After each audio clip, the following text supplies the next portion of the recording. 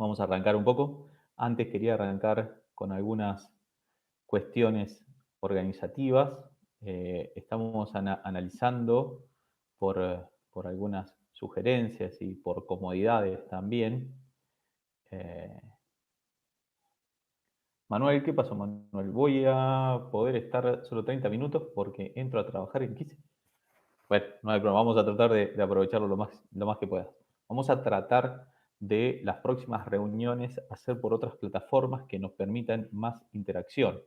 Estamos trabajando en eso, así que espero tener novedades cuanto antes. Bien, como les decía, esta forma de virtual, si bien es una buena herramienta, sabemos que no podemos usar Zoom por diferentes cuestiones de seguridad, pero por Meet se puede usar, así que vamos a tratar de poder instaurar esa forma de ese instrumento, así se hace un poquito la cosa más interactiva.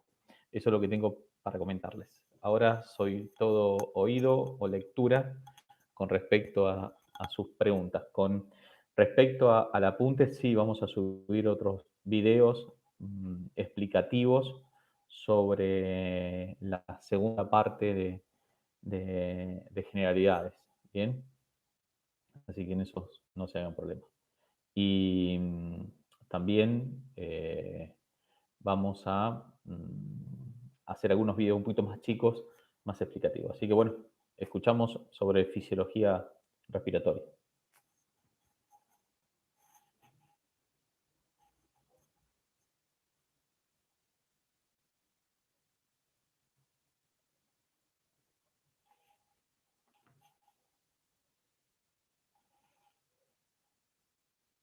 Bien, vamos con la primera pregunta, que es hiperinsuflación dinámica. Bien, la hiperinsuflación dinámica muchas veces se puede confundir con PIP intrínseca. ¿Bien? Estamos hablando de presión positiva al final de la expiración. Por lo tanto, cuando un paciente debería estar expirando e igualar sus presiones, esas presiones no se igualen y queda presión positiva interna. ¿Bien? Esa hiperinsuflación dinámica se produce por un contexto patológico. El ejemplo más claro es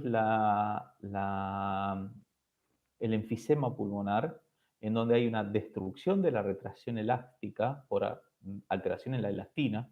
Por lo tanto, cuando el paciente quiere expirar, rápidamente se cierra y queda aire atrapado. Eso sería la hiperinsulación dinámica. Lo más importante es saber de la hiperinsulación dinámica, que es un contexto, como dice aquí, dinámico, y es compensatorio, es adaptativo. Cuando un paciente está en respiración espontánea, esa hiperinsulación dinámica se produce por acúmulos de varias respiraciones en sí, tratando de buscar ese recoil elástico del alvéolo para juntar esa presión y poder largar todo el aire.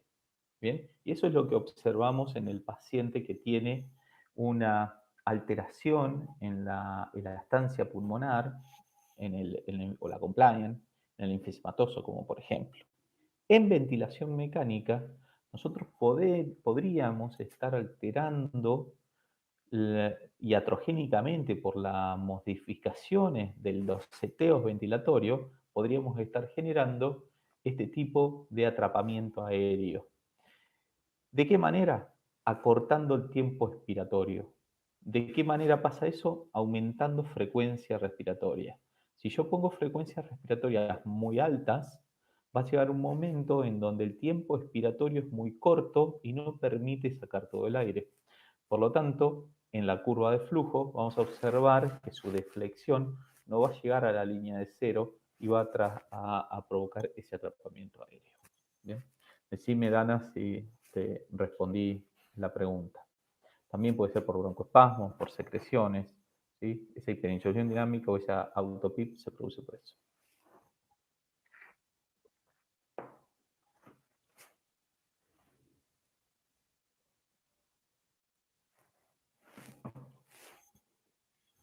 No saben no saben lo rico que está el mate. ¿Eh?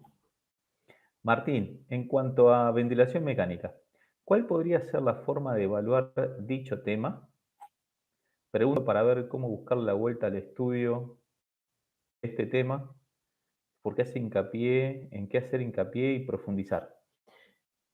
No te preocupes por eso, ¿sí? Yo lo único que vamos a ir llevándolo muy de a poco este tema, y lo que quiero que te concentres es en la fisiología respiratoria, en compliance, en resistencia, y en lo que vamos a llevarlo, en lo que vamos a ir llevándolo en modos ventilatorios, ¿sí? Pero quédense tranquilo por eso.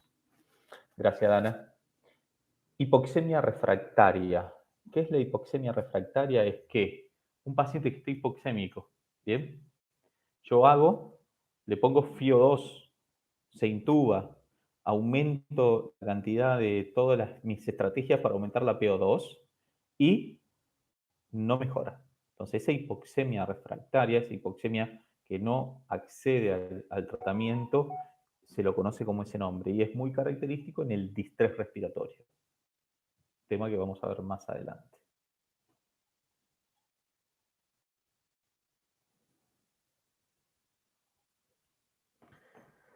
Seba. Hola Martín. Para calcular la frecuencia respiratoria, una vez conocido el BT, aplico la fórmula de volumen minuto. Ok. Si bien entiendo que es solo para comenzar la programación, por supuesto, ¿qué consideraciones tengo respecto a redondear el resultado? Es muy simple, ¿sí? Si te da 12,2, es 12. Si te da 12,9, es 13. Yo siempre pongo 14, nunca pongo 13. ¿Bien? Sugestivo el muchacho, pero ¿sí? Es esa la diferencia. Vos acordate que es solo para iniciar. ¿Bien? Y cuando vos iniciás, luego de iniciar la ventilación mecánica, vos vas al tal paciente intubado, lo intuban, lo conectan, iniciás con XBT, con X frecuencia respiratoria, 100% de FIO, 5 de PIP. Y en ese momento, ¿qué va a pasar? Le van a hacer gases en sangre, le van a hacer una radiografía, vos vas a ocultarlo, vas a ver su clínica, vas a ver la historia clínica, y en base a eso, vos vas a decidir si vas a quedarte con esos parámetros o vas a modificar esos parámetros. Por ejemplo, un paciente llega y ustedes lo intuban, le ponemos la fórmula, te dio que tiene que tener 13 de frecuencia, 12 de frecuencia respiratoria, pero con esa frecuencia respiratoria le sacamos gas en sangre y tiene 140 de PCO2. ¿Lo vas a dejar con esa frecuencia respiratoria? La respuesta es que no. Vas a aumentar la frecuencia respiratoria para tratar de ir bajando esa CO2 que tenga. Decime si te respondí, Seba, la pregunta. Santiago, ¿ok? Franco, buen día, Martín. ¿Podrías explicar qué es la ventana de activación? No sé, ahora después lo miramos y te digo.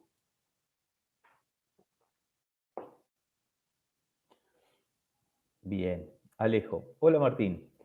Ya que pregunto Franco arriba, si también podrías explicar la diferencia entre ventana de sincronización, ahora hablamos, y Pablo. Durante una pausa inspiratoria, ¿se puede calcular compliance y resistencia? ¿Cómo sería eso? Bien, vamos a Pablo. Pablo, cuando vos tenés a un paciente y estás haciendo una pausa, vos cuando haces esa pausa inspiratoria, ¿no? Pausa inspiratoria, lo que estás poniendo, primero estás dentro del tiempo inspiratorio. Bien. Una vez que vos hiciste la pausa inspiratoria, es hacer esto. Y te quedaste. En ese momento no, la válvula de inspiración está cerrada, porque ya no entra más aire, y la válvula expiratoria también está cerrada. O sea que no hay flujo.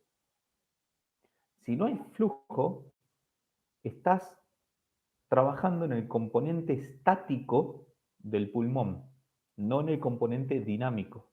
Todo el componente dinámico son las vías de conducción y todo el componente estático es el alvéolo. ¿Bien? Por lo tanto, si vos en ese momento pusiste en flujo cero y estás midiendo qué presión hay, luego de esos 2 segundos de pausa inspiratoria, estarías midiendo qué pasa adentro del alvéolo, qué comportamiento hay adentro del alvéolo. Por lo tanto, vos estarías midiendo presión plató. Bien, yo sé que no me lo preguntaste acá, pero me preguntaste compliance y resistencia. Cuando haces las fórmulas de compliance, es volumen, ¿sí?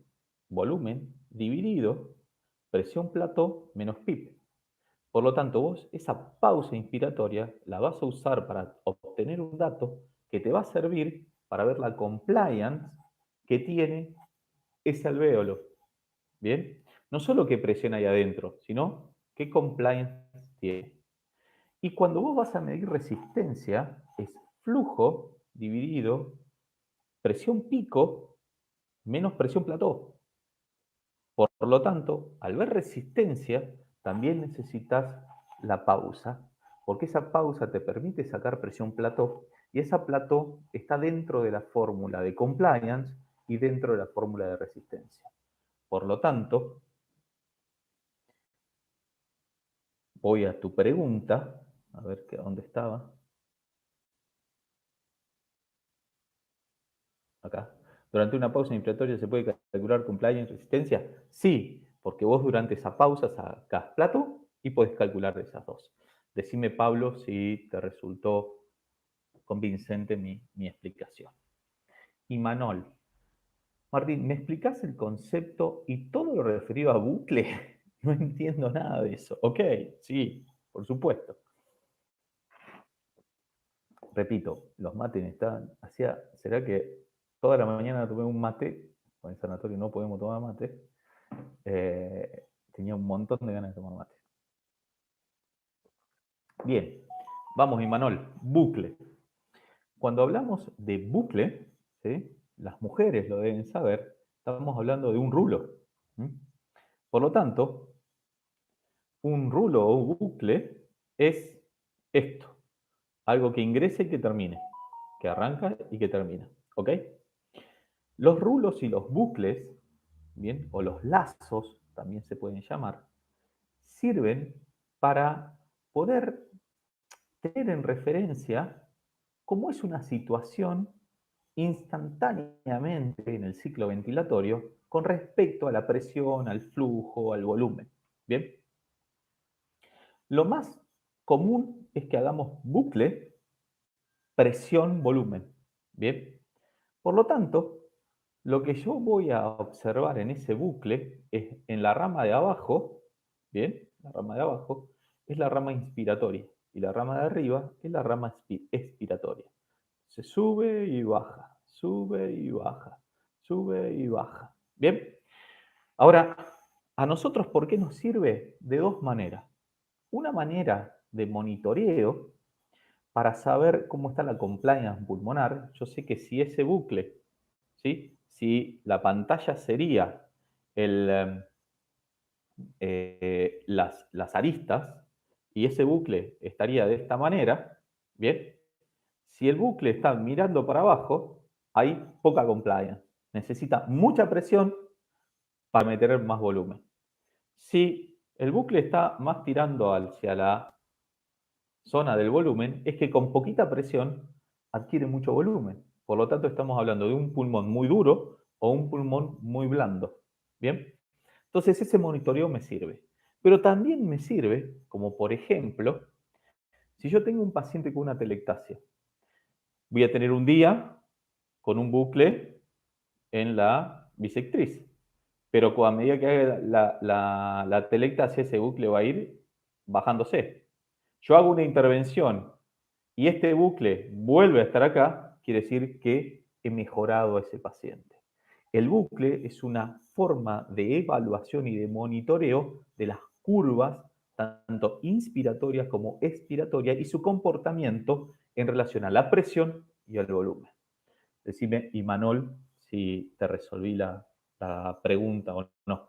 Yo uso mucho el bucle cuando tengo un paciente con broncoespasmo y quiero ver la efectividad de la aerosol terapia.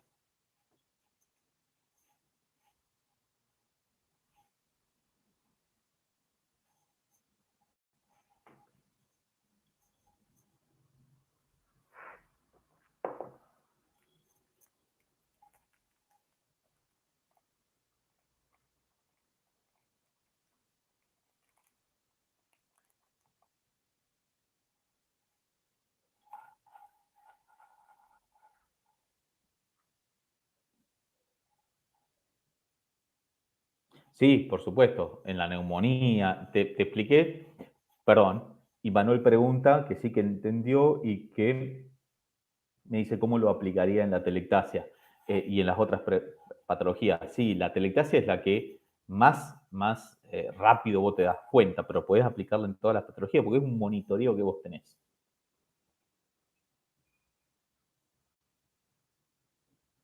Sí, básicamente, de acuerdo a qué aristas vos elijas. Si vos elegís la más común, que es presión-volumen, seguramente vas a estar casi siempre monitorizando la presión plató. Perdón, la compliance pulmonar.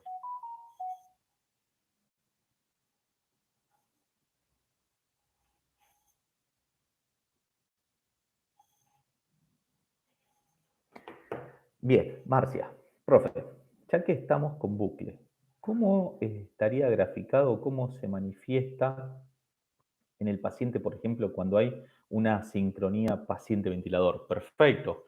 Cuando vos tenés ese bucle y tenés una sincronía paciente-ventilador, primero es algo que no quiero meterme y andar más porque hay muchas clasificaciones de asincronía. Tenés asincronía de disparo, asincronía de ciclado, asincronía, dobles asincronía, de presión.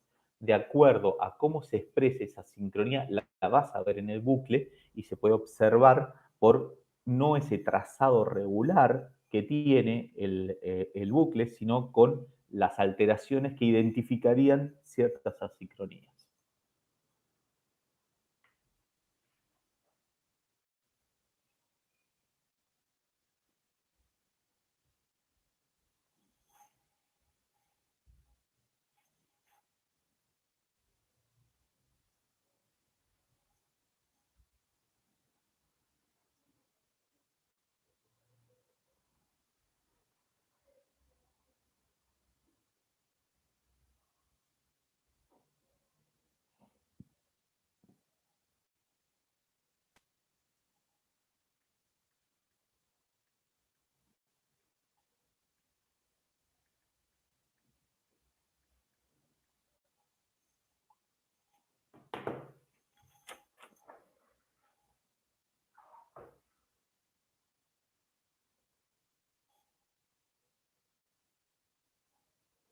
¿Se fueron a dormir la siesta? ¿Están ahí? ¿Alguna duda más?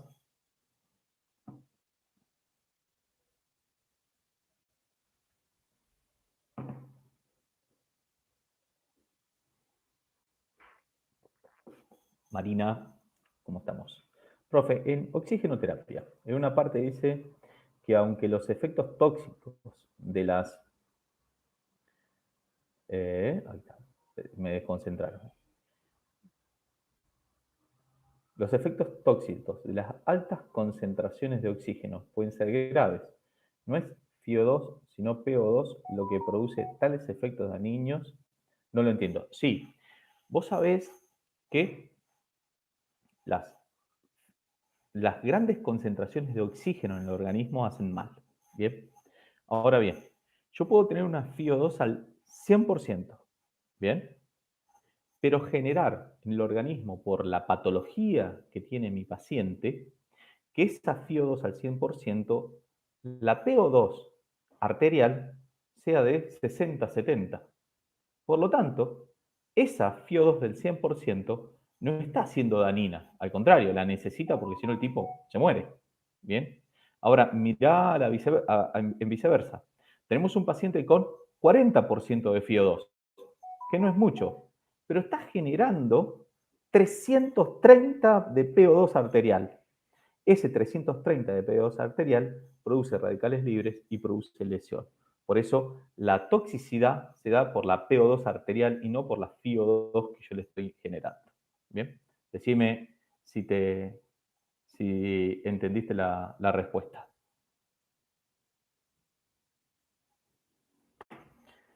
Martina, profe, ¿puede explicar por qué si controlamos la presión, el flujo y el volumen van a ser variables y viceversa? Perfecto, ahora te lo explico. Vamos a esto. Yo tengo un ventilador que me tira aire. ¿Bien? Cuando uno va a programar el ventilador, tiene que tener un comando. ¿Bien? Ese comando no puede ser volumen, presión y flujo.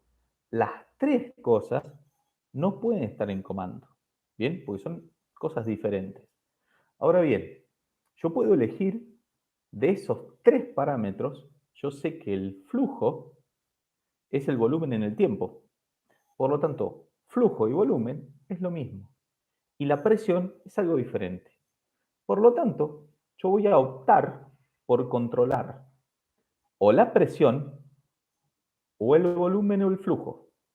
Bien, si yo opto por controlar el flujo, el volumen, voy a programar, por ejemplo, 500 de volumen corriente. Entonces me voy a asegurar que en todas las respiraciones entre 500 de volumen corriente.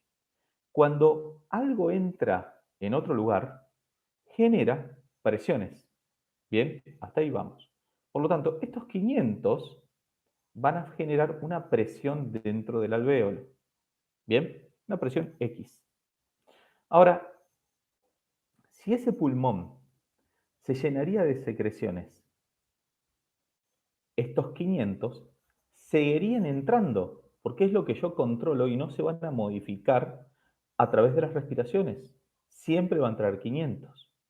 Pero si ese espacio es más chico, porque se llenó de secreciones, ¿qué le va a pasar a la presión? Va a subir. Bien, hasta ahí vamos, ¿no? Si yo le saco todo el moco, ¿qué le va a pasar a la presión? Va a bajar. Por lo tanto, en los modos volumétricos donde yo controlo el volumen es fijo y la presión es variable dependiendo de las condiciones que tenga ese pulmón. Bien, troncamos. Si yo controlo la presión y digo que siempre tienen que entrar 15 de presión al tórax, y cuando entren esos 15 de presión al tórax me generan 400 de volumen corriente, si se llena de moco el pulmón, va a seguir entrando 15, porque esto está fijo, pero en un pulmón más chico. Por lo tanto, va a haber más o menos volumen. Menos volumen. Por lo tanto, si un paciente está lleno de moco y está controlado por presión, el volumen va a tender a bajar. Lo aspiro, el volumen va a tender a subir. Bien, entonces en los modos controlados por presión, la presión es fija, siempre la misma, y el volumen va a estar dependiendo de la impedancia del sistema ventilatorio, de las variables que tenga el sistema ventilatorio. Por lo tanto, ahí tenemos las dos grandes divisiones en los modos ventilatorios. O son controlados por volumen o son controlados por presión. Controlado por volumen, varía la presión de acuerdo a las capacidades o cómo se encuentra el pulmón. Controlado por presión, varía el volumen. Decime, Martina, si entendiste este concepto. ¿Bien? Franco, Martín, ¿podrías explicar cómo funciona el modo de liberación de presión en la vía respiratoria APRB? No por ahora, no te voy a complicar el tema con esto.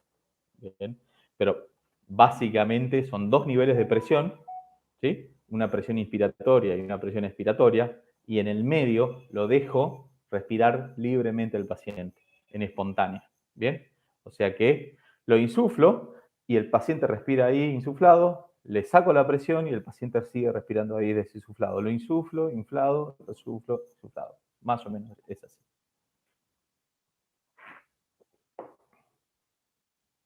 Grande, Martina. Tienen que me están matando a mensajes. Vamos a poner en silencio esto. Ahí no.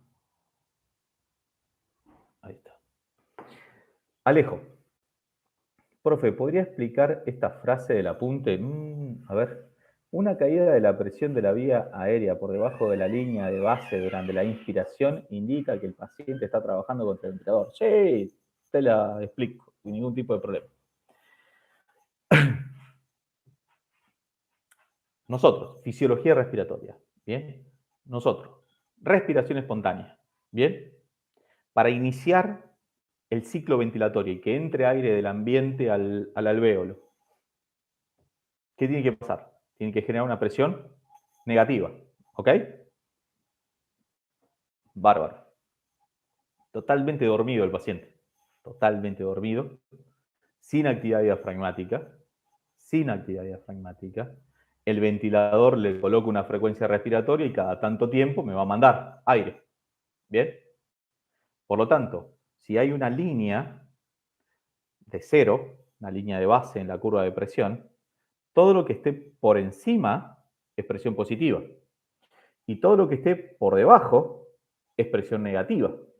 Por lo tanto, si en algún momento de esa línea yo veo que esté por debajo de la línea de cero, me está indicando que ese paciente está teniendo actividad respiratoria. ¿Bien?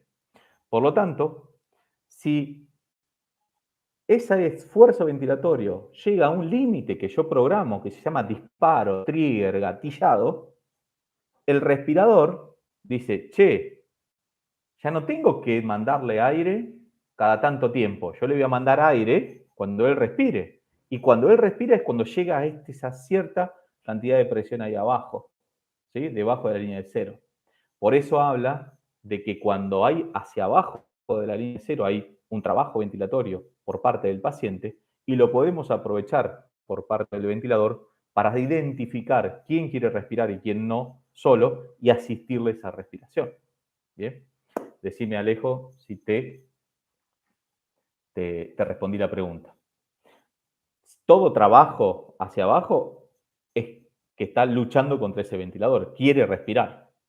Ahora está en el ventilador y en mi sapiencia en saber cuánto quiero que trabaje para que trabaje lo menos posible para mandarle el aire. Eso más trigger o gallado o sensibilidad. Bien. Pablo, ¿qué variables utilizamos para programar la sensibilidad en los distintos modos, sea mandatorio o espontáneos? Puede ser por volumen o flujo o por presión.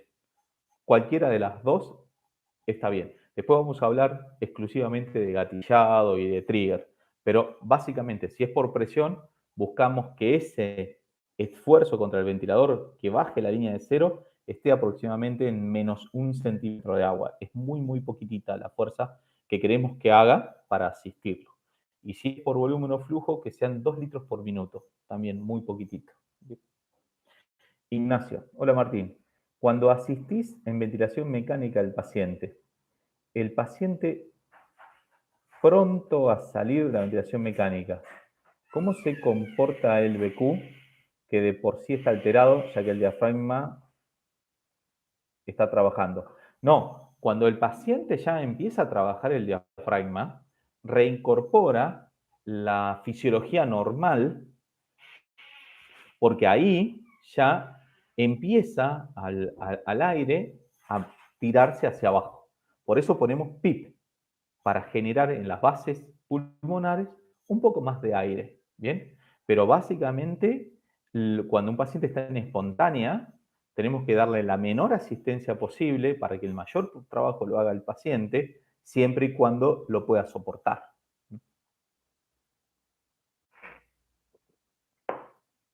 Denme un segundo, voy a calentar el agua porque se me está enfriando y vuelvo.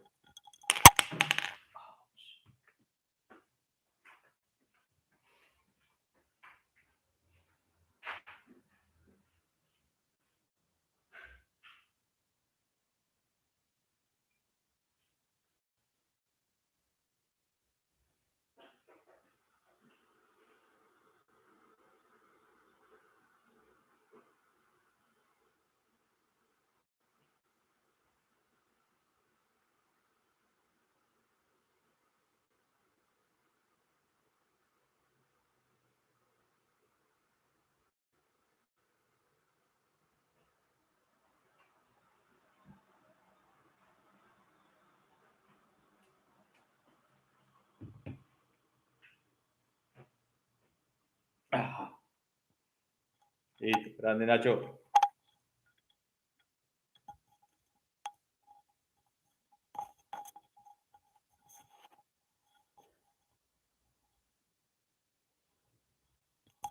Fui a calentar el agua, Lucho.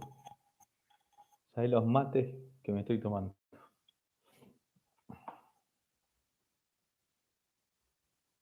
Muy bien, seguimos. Vamos.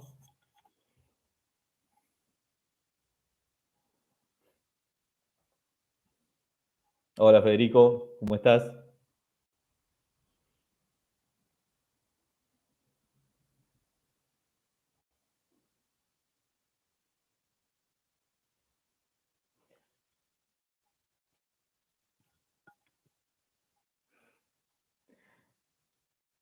Male, hola Male. ¿Podrías explicar el modo presión soporte? Sí. Normalmente los modos, los modos están divididos. Después vamos a entrar bien en modos.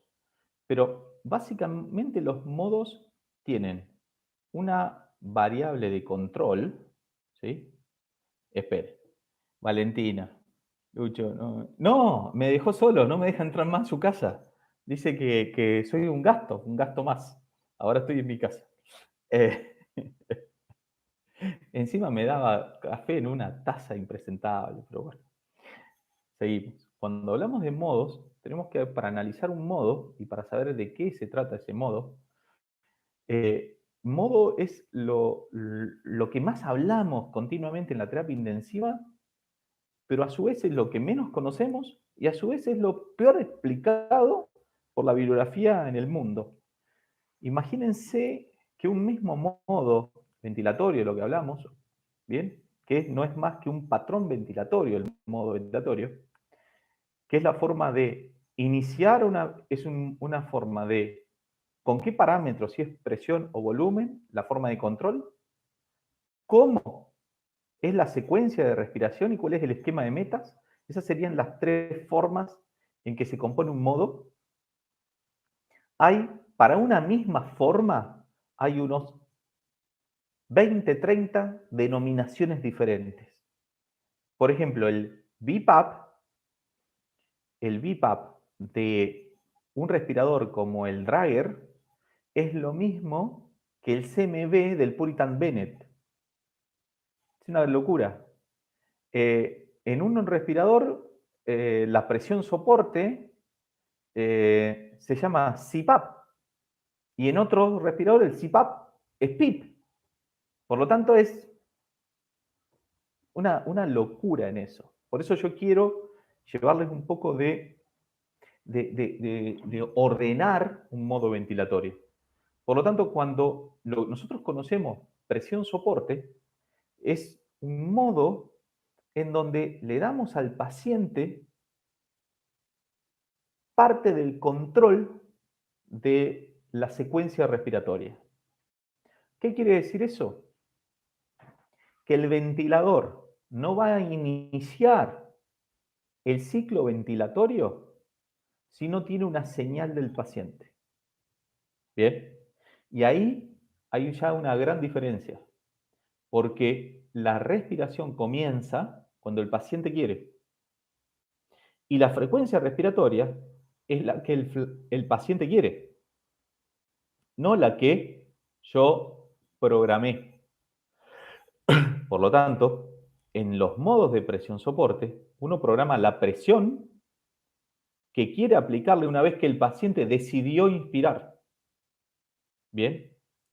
Y en presión soporte tiene la posibilidad de decir cuándo termina esa respiración. Por eso hay un trigger expiratorio, que es un porcentaje de la fuerza inspiratoria total. Entonces, la presión soporte es mucho más abierta, es más liberal que los modos controlados o asistidos. Que en realidad la palabra asistido está mal utilizada, porque la ventilación mecánica es una asistencia a la ventilación. Por lo tanto, todas las ventilaciones mecánicas son asistidas, en más o en menos medidas, pero todas son asistidas. Después está en quién inicia o no la ventilación, eso es otra cosa, y quién la termina. Pero básicamente la presión soporte es eso, darle el comando de parte de la respiración o de la forma de respirar al paciente, que no lo tenemos en otros modos. Decime,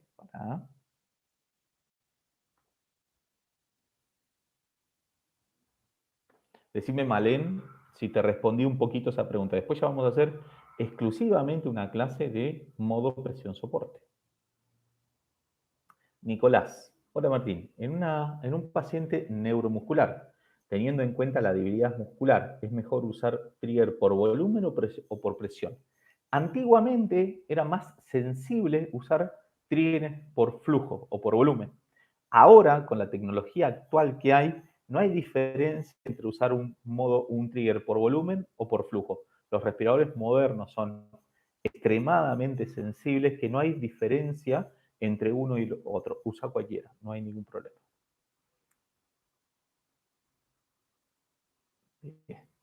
Malena, decime si te quedó claro lo de presión soporte, por favor. Diego, hola Diego, ¿cómo estás? ¿Me podrías explicar lo que debemos saber acerca del valor del delta P? ¿Sí? ¿Y por qué debería ser menor de 15? Perfecto. ¿Y qué significa un aumento de eso? Sí, por supuesto. El delta P, creo que lo dije en la clase pasada, pero el delta P lo que me marca es un monitoreo ventilatorio. Esto nace en los últimos años de la mano de un fisiólogo y terapista intensivista que es Marcelo Amato, brasilero, extremadamente conocido en el mundo, que él lo que observó es que solo con la presión plató tenía lesiones pulmonares y la presión plató no las alterabas, no te enterabas. Tenías presión plató debajo de 28, que era el punto límite, pero seguía lesionando el pulmón. Entonces él dijo que lo que deberíamos sacar y lo que verdaderamente indica la distensibilidad alveolar es la diferencia que hay entre la presión plató y la PIP. Eso es delta P o driving pressure. La diferencia, Diego, presta atención, la diferencia entre la presión plató y la PIP. Por lo tanto, si tengo una presión plató de 20 y una PIP de 10, esa diferencia es 10. Ese es el delta P.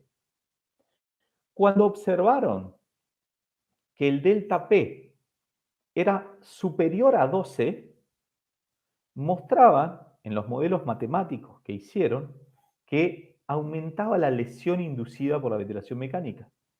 Pero cuando llegaba a 15, era exponencial su curva en el aumento de la mortalidad. Por lo tanto, es un valor extremadamente importante para monitorizar el tipo de ventilación que estoy teniendo con el paciente. Decime, Diego, si te respondí la pregunta. Martina, en el video explicó que para programar las alarmas se colocan generalmente una presión 10 por encima y 10 por debajo de la presión que tiene el paciente. ¿Cómo sería eso? Muy buena pregunta. Dame un segundo. Vamos a la respuesta que le había dado a vos sobre si controlo el volumen o la presión. Vamos a suponer que controlo el volumen. Yo pongo 500 de volumen corriente. Bien. Por lo tanto, yo sé que cuando voy a programar un ventilador, háganse la idea que ustedes tienen que programar un ultrasonido. ¿Qué le ponen? La cantidad de hertz y el tiempo, para que le suene la alarma cuando lleguen a los 10 minutos, 7 minutos, 10 minutos o lo que sea, ¿no? Bueno, acá es un poco igual. Yo programo el volumen corriente, pero tengo que programar también las alarmas. ¿Bien? Si tengo modo por volumen, yo me aseguro que siempre entren lo que yo programé de volumen corriente. ¿Bien?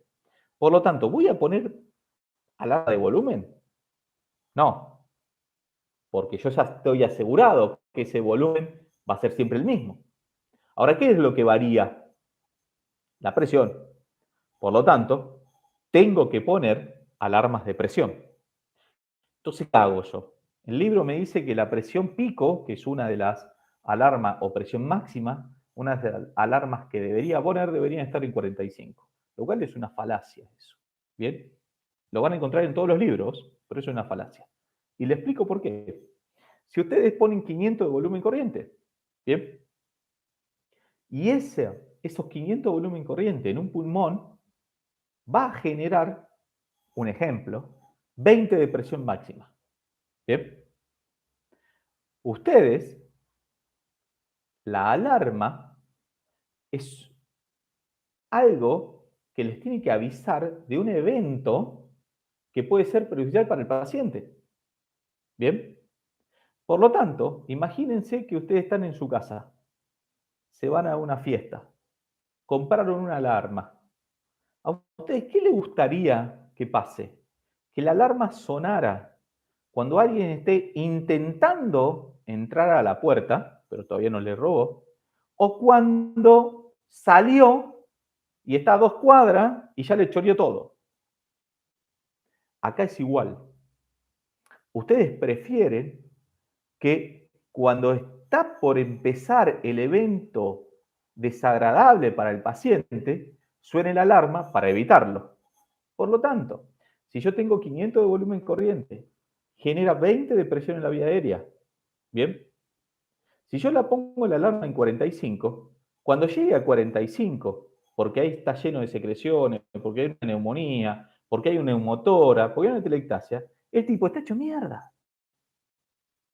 Por lo tanto, si lo tengo por volumen y tengo que poner alarmas de presión, y yo veo que en condiciones normales tiene 20, voy a poner 10 por arriba o 10 por debajo. Porque sé que si llega a 30 es porque está por pasar algo muy malo. Pero también sé que si llega a 10 es porque se pinchó el tubo, pasó algo en la vía aérea que está perdiendo aire. Decime, Martina, si te quedó claro esos 10 por encima o 10 por debajo en presión cuando de la presión cuando el volumen es el control. Si la presión es el control, son 200 mililitros por arriba o 200 mililitros por debajo, porque las alarmas son de volumen. ¿Bien? ¿Estamos, Martina? Belén, profe, ¿cuál sería la diferencia entre ciclo de volumen y ciclo por tiempo? Bien, ahí vamos. ¿Qué es el ciclo? Es la finalización de la inspiración. Eso es lo más importante. El ciclado, ¿sí? El ciclado es la finalización de la inspiración.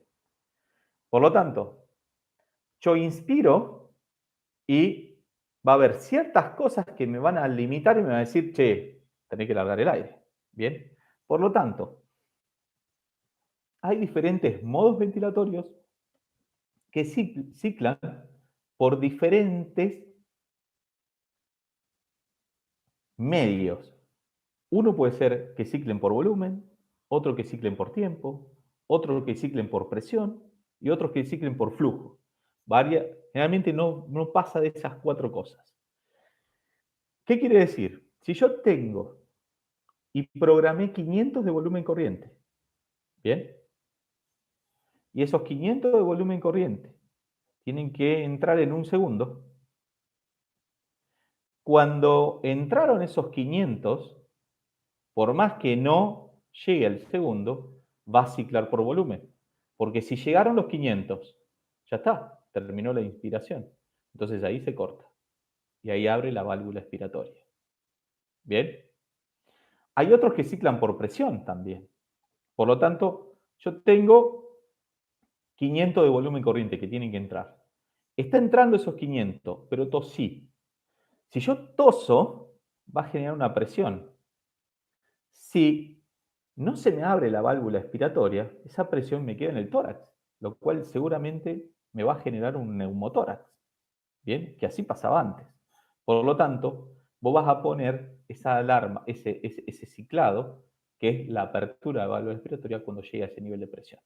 Hay otras veces que ciclas por ejemplo, en presión, ciclas por tiempo. Entonces, lo que primero llegue es lo que abre la válvula expiratoria. También es una forma de seguridad. Decime, ¿quién me preguntó esto? Belén, ¿estamos? Valentina, con respecto a la pregunta de presión soporte, ¿siempre hay que activarla o en casos especiales. No, vos cuando ves que el paciente va mejorando su acción y va teniendo actividad, lo vas a pasar a un modo interactivo o a un modo de más comando que es la presión soporte. Vos lo ponés. Malén, la diferencia entre PC-CMB, que es una forma de presión control, ¿sí? Es la ventilación mandatoria que da comando a la respiración del ventilador y no al paciente. Exactamente, exactamente. ¿Sí? Las ventilaciones mandatorias son las que comienzan y finalizan por medio del aparato y no del paciente. Bien. Florencia, en cuanto a la pregunta de las alarmas, ¿qué otras podríamos programar? Por ejemplo, en presión control, estudiando el libro para el final. Es muy confuso, sí, te entiendo, Flor. Normalmente en las alarmas por presión vas a programar alarmas de volúmenes. Bien. Y en las alarmas de volúmenes vas a programar alarmas de presión. Básicamente eso es eso. Salvo en presión soporte, que vas a programar también alarmas de apnea. ¿Mm?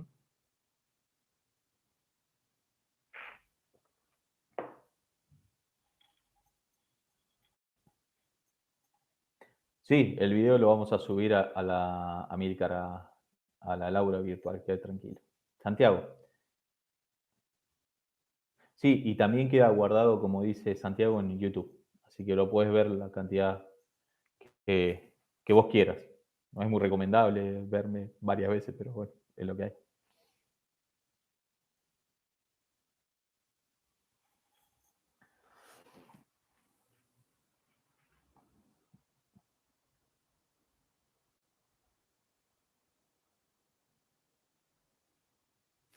Grande, Malen.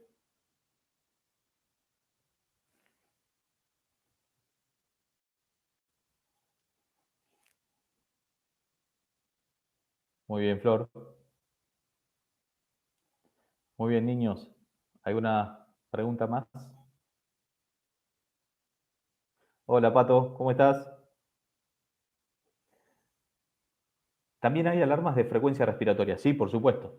La frecuencia respiratoria lo que va a hacer es que aquellos pacientes en donde vos programás una frecuencia respiratoria de base, 12, 14, y el paciente tiene más actividad, podemos estar en 20, 25, 30 o 35, te avise que ese paciente está con más frecuencia de la que vos les pusiste.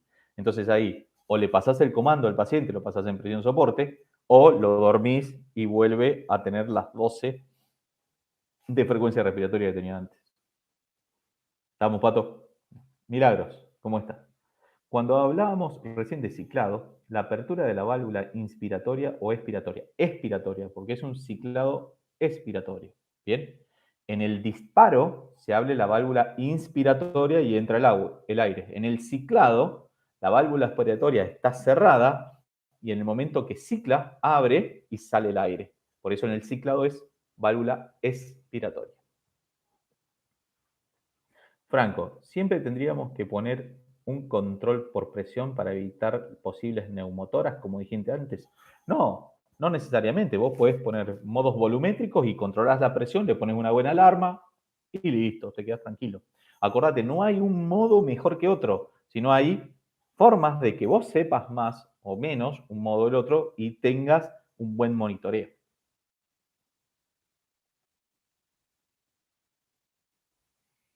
Agustín, Martín, ¿en qué situaciones se utiliza el modo por presión y si tiene que ver bien con el riesgo neumotoral? Lo que te expliqué recién. No, no hay diferencias. Y Manol, Martín, ¿hasta qué tema del cronograma virtual va a entrar en el parcial? Básicamente, yo lo que quiero que entre en el parcial va a ser las primeras polineuropatías, seguro, ¿sí? Oxígeno seguro, insuficiencia respiratoria seguro, ventilación no invasiva seguro, y algo de monitoreo ventilatorio. No quiero meterme en el parcial con ventilación mecánica.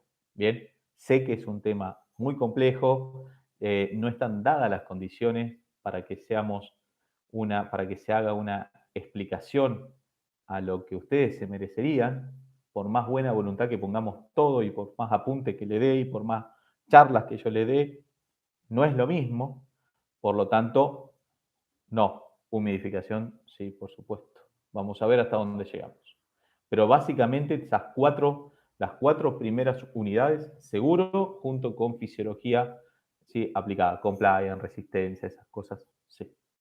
Básicamente es eso lo que vamos a tratar de que entre en el examen.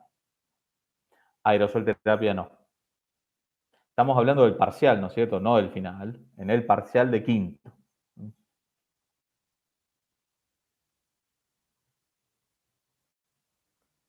Bien, extrañaba decir esto. Bien, Valentina me pregunta, ¿se sabe cómo va a ser la metodología del examen? Sí, tenía ganas de decirlo. Difícil.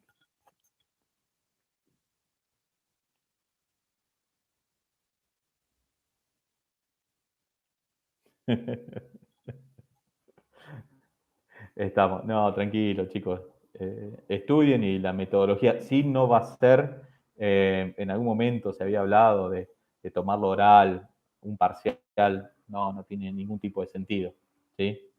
Tenemos varias opciones. Generalmente puede ser un choice, multivariado, no a todos iguales, ¿sí? Eso está claro.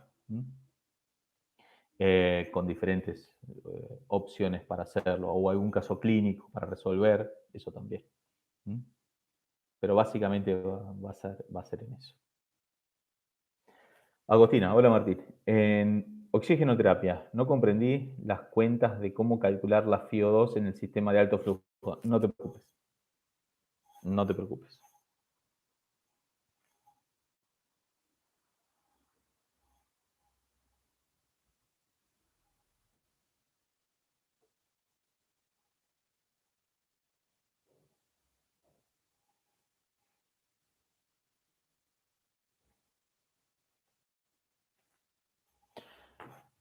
Muy bien, ¿se fueron todos?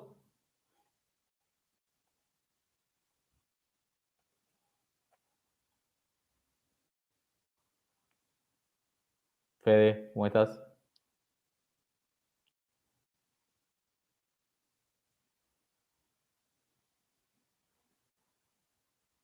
El final muy difícil. No, tranquilo. Se va a tomar de todo. El final es otra cosa. El final no es el parcial. Está claro eso. Sí, para el final, la semana que viene, va a estar las consultas. Seguramente el lunes,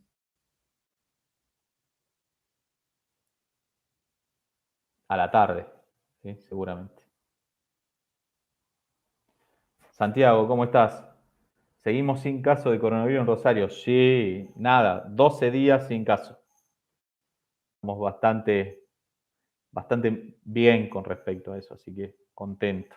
Esperando que todo vuelva a la normalidad lo antes posible, con muchas experiencias de, de esta situación, muchas enseñanzas. Nos puso a prueba en una situación de estrés terriblemente grande que se quedó, gracias a Dios, y esperemos que siga así, en un estrés de preparación para el combate y no en el combate en sí, lo cual son dos cosas muy, muy diferentes. Pero se vieron muchas cosas buenas, muchas cosas malas, bien, muchas cosas que confirman que estuvimos haciendo bien las cosas, otras cosas que hay que mejorarlas, pero hasta ahora es un buen balance. Santiago.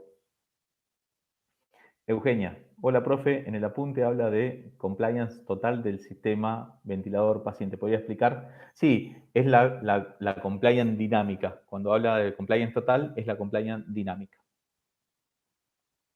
que toma la presión pico, porque la presión pico, acordate que es toda la fuerza que tiene que hacer toma la presión pico, toda la fuerza que debería hacer el ventilador para pasar el aire, ¿sí? Toma esa presión, por eso se llama compliance total. Decime, Euge, si te quedó claro la respuesta.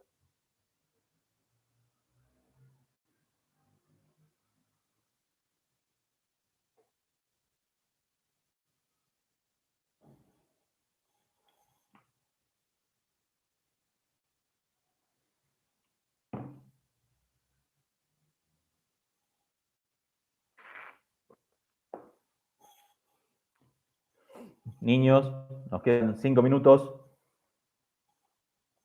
Aprovechen a tirar preguntas de estos 5 minutos.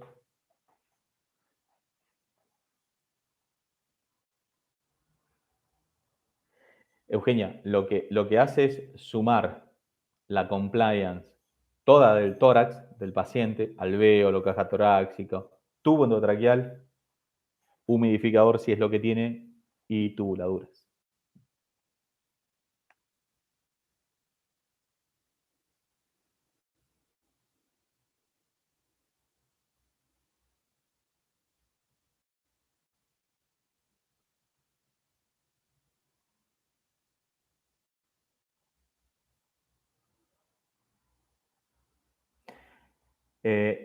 Creo, tendrías que, Diego pregunta cómo es la forma del examen libre.